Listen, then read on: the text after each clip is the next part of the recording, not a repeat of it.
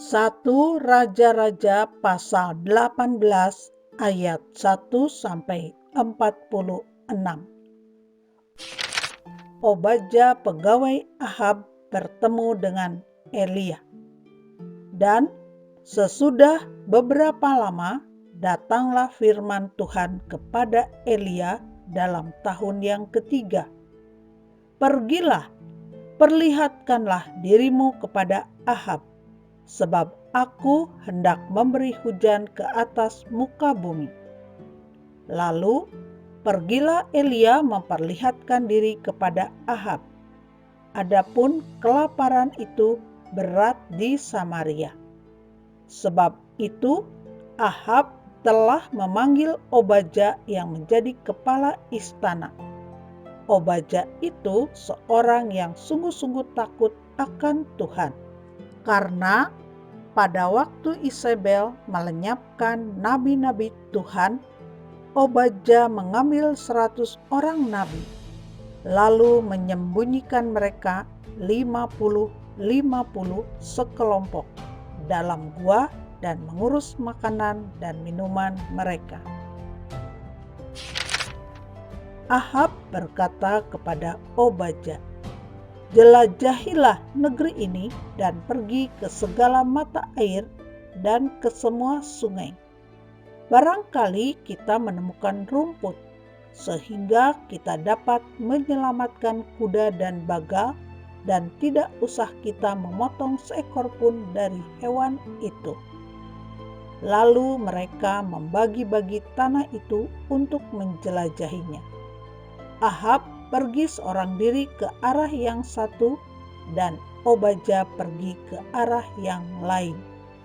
Sedang Obadja di tengah jalan, ia bertemu dengan Elia.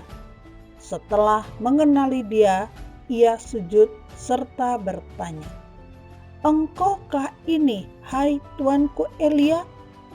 Jawab Elia kepadanya, "Benar, pergilah katakan kepada tuanmu, Elia ada." Tetapi jawab Obadja, "Apakah dosa yang telah kuperbuat? Maka engkau hendak menyerahkan hambamu ini kepada Ahab supaya aku dibunuhnya? Demi Tuhan Allahmu yang hidup, sesungguhnya tidak ada bangsa atau kerajaan yang tidak didatangi suruhan tuanku Ahab untuk mencari engkau. Dan apabila orang berkata, 'Ia tidak ada,' maka ia menyuruh kerajaan atau bangsa itu bersumpah bahwa engkau tidak ditemukan di sana.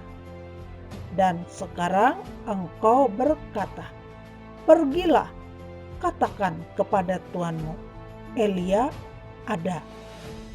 Mungkin terjadi apabila aku sudah pergi daripadamu, Roh Tuhan mengangkat engkau ke tempat yang tidak kuketahui. Kalau aku sampai kepada Ahab untuk memberitahukannya, dan engkau tidak didapatinya, tentulah ia akan membunuh aku. Padahal hambamu ini dari sejak kecil takut akan Tuhan. Tidakkah diberitahukan kepada tuanku apa yang telah kulakukan pada waktu Isabel membunuh nabi-nabi Tuhan? Bagaimana aku menyembunyikan 100 orang nabi-nabi Tuhan dalam gua, 50 sekelompok, dan mengurus makanan dan minuman mereka?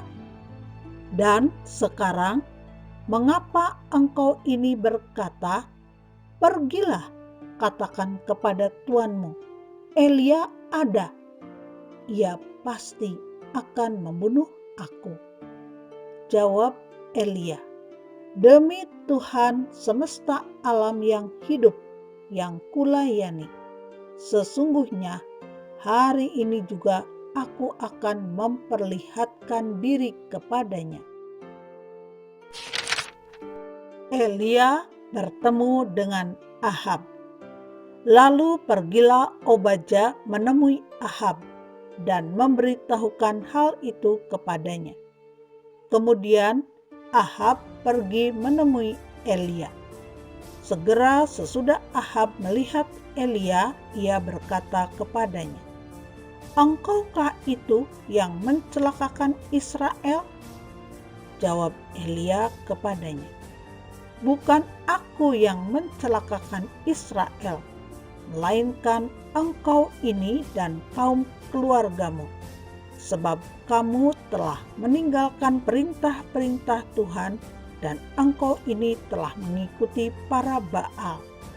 Sebab itu, suruhlah mengumpulkan seluruh Israel ke Gunung Karmel, juga nabi-nabi Baal yang 450 orang itu, dan nabi-nabi Asyera yang 400 itu, yang mendapat makan dari meja istana Isebel." Elia di Gunung Karmel. Ahab mengirim orang ke seluruh Israel dan mengumpulkan nabi-nabi itu ke Gunung Karmel.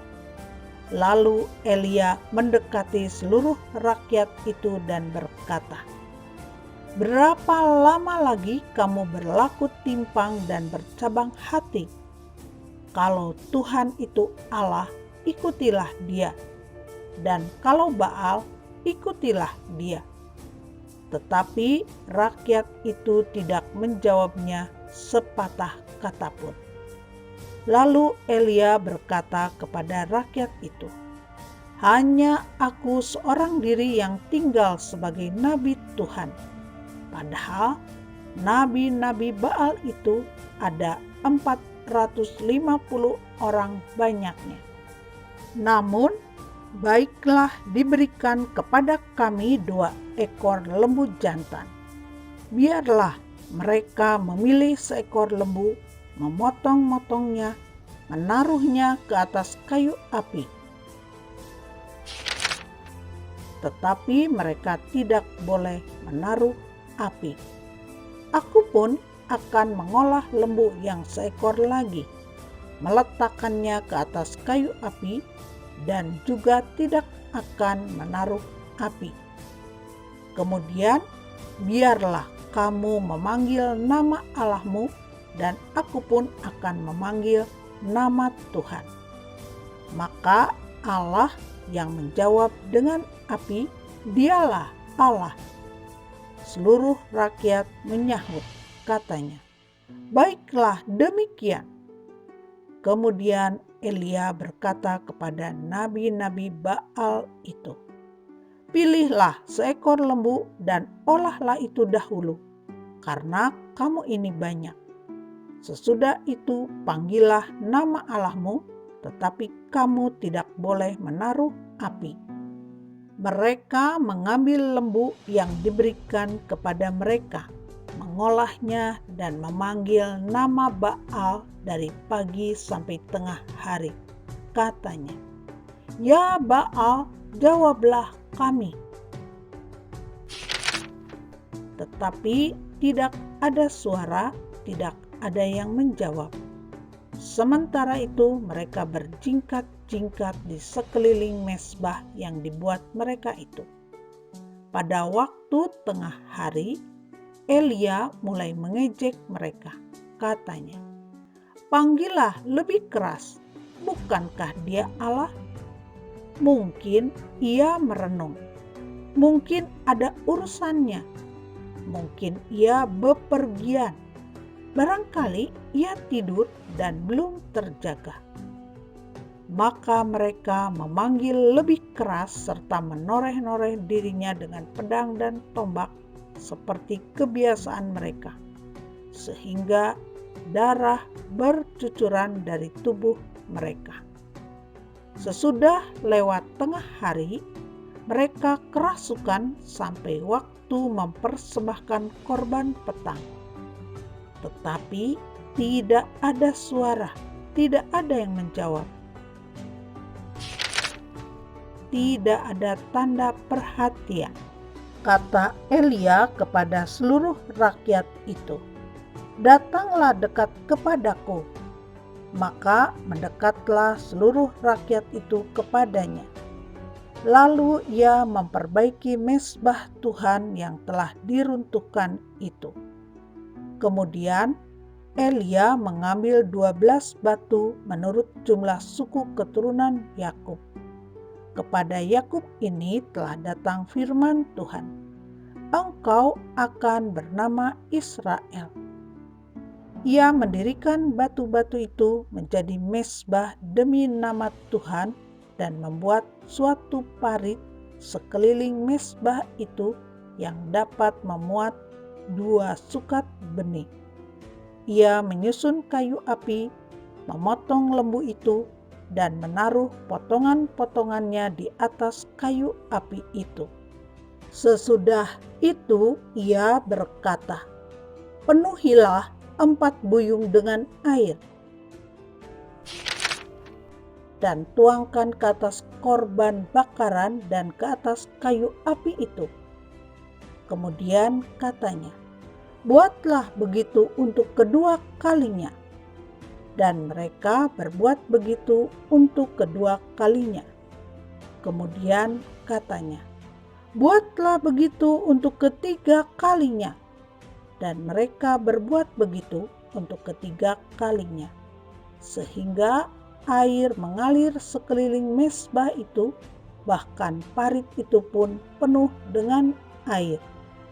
Kemudian pada waktu mempersembahkan korban petang, tampillah Nabi Elia dan berkata, "Ya Tuhan, Allah Abraham, Ishak dan Israel, pada hari ini biarlah diketahui orang bahwa Engkaulah Allah di tengah-tengah Israel, dan bahwa aku ini hamba-Mu, dan bahwa atas firman-Mu lah aku melakukan segala perkara ini. Jawablah aku, ya Tuhan, jawablah aku, supaya bangsa ini mengetahui bahwa Engkaulah Allah, ya Tuhan, dan Engkaulah yang membuat hati mereka tobat kembali." Lalu turunlah api Tuhan menyambar habis korban bakaran, kayu api, batu, dan tanah itu. Bahkan air yang dalam parit itu habis dijilatnya. Ketika seluruh rakyat melihat kejadian itu, sujudlah mereka serta berkata, "Tuhan, dialah Allah, Tuhan, dialah Allah." Kata Elia kepada mereka, "Tangkaplah nabi-nabi Baal itu, seorang pun dari mereka tidak boleh luput." Setelah ditangkap, Elia membawa mereka ke sungai Kison dan menyembelih mereka di sana. Kemudian berkatalah Elia kepada Ahab, "Pergilah, makanlah dan minumlah, sebab bunyi derau hujan sudah kedengaran." Lalu Ahab pergi untuk makan dan minum. Tetapi Elia naik ke puncak gunung Karmel. Lalu ia membungkuk ke tanah dengan mukanya di antara kedua lututnya. Setelah itu ia berkata kepada bujangnya, "Naiklah ke atas, lihatlah ke arah laut." Bujang itu naik ke atas, ia melihat dan berkata, "Tidak ada apa-apa." Kata Elia, "Pergilah sekali lagi." Demikianlah sampai 7 kali. Pada ketujuh kalinya berkatalah bujang itu, "Wah, awan kecil sebesar telapak tangan timbul dari laut." Lalu kata Elia, "Pergilah, katakan kepada Ahab, pasang keretamu dan turunlah. Jangan sampai engkau terhalang oleh hujan." Maka dalam sekejap mata langit menjadi kelam oleh awan badai. Lalu turunlah hujan yang lebat. Ahab naik kereta lalu pergi ke Yezreel. Tetapi kuasa Tuhan berlaku atas Elia. Ia mengikat pinggangnya dan berlari mendahului Ahab sampai ke jalan yang menuju Yezreel.